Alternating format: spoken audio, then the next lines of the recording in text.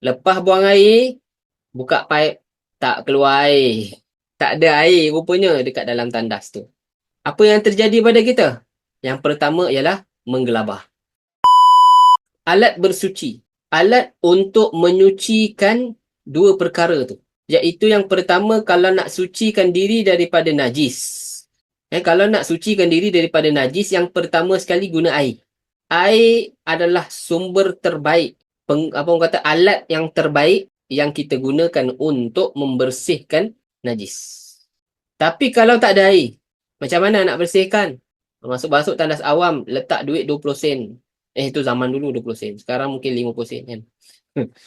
Letak duit. Tak ada orang jaga ni.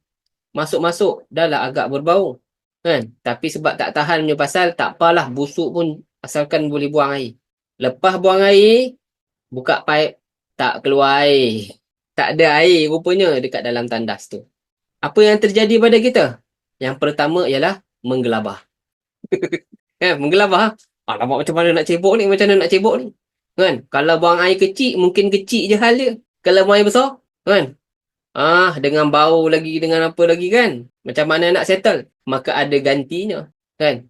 Antaranya ialah tisu, daun, batu, kertas, ataupun boleh catat tambah dengan sesuatu yang kesat.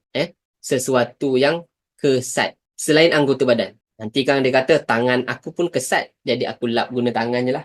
Tak cukup syarat. Dia kena menggunakan sesuatu benda yang kesat. Benda yang kesat ni biasanya boleh memindahkan sifat najis. Nantilah kita belajar dalam bab najis. Secara umumnya macam tu.